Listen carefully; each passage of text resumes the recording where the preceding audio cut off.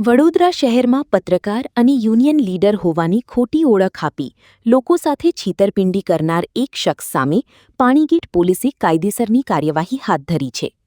આરોપીએ social media platform Instagram પર પત્રકાર તરીકેની ખોટી ઓળખ દર્શાવતું આઈડી બનાવી પોતાની પત્રકાર તરીકે રજૂ કરી લોકોમાં ખોટી પ્રસિદ્ધિ અને વિશ્વાસ મેળવવાનો પ્રયાસ કર્યો હતો.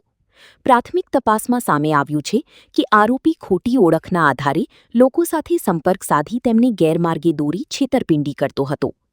આ મામલે મળેલી ફરિયાદના આધારે પાણીગેટ પોલીસ સ્ટેશનની ટીમે આરોપી સામે કાયદેસરની કાર્યવાહી શરૂ કરી છે અને સમગ્ર મામલે વધુ તપાસ હાથ ધરી છે.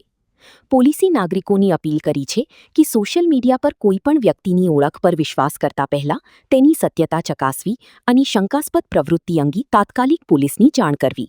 ગઈ તારીખ 12/7/26ના રોજ પાણીગેટ પોસ્ટે એપાર્ટ ગુના રજિસ્ટર નંબર 260/2026ના કામે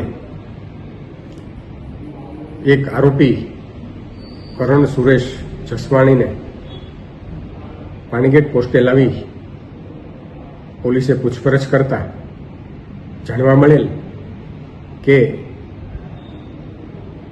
આ ઈસમ કોઈ જર્નાલિઝમનું લાયસન્સ ધરાવતો ન હોવા છતાં પણ પોલીસને પોતે પત્રકાર હોવાની ખોટી ઓળખ આપતા પોલીસે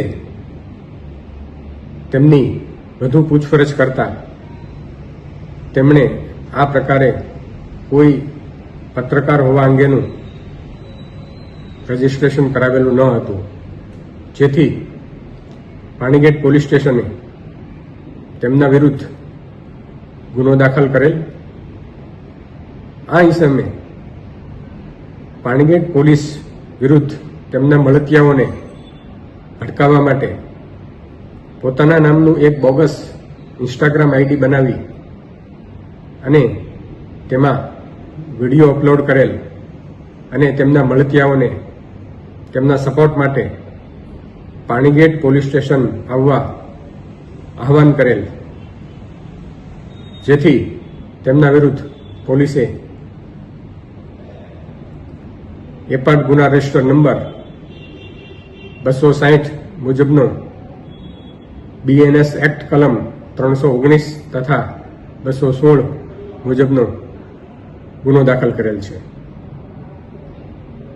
GD Palsana, ACP E division.